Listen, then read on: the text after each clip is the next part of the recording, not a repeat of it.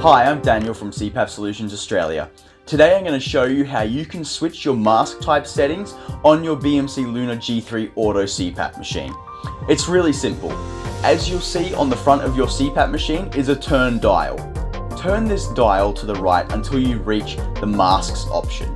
Once highlighted, press the dial in and this will open up the mask settings. Here you can turn the dial to adjust from full face mask, nasal mask, or nasal pillow mask. There's also a setting option for other types of masks.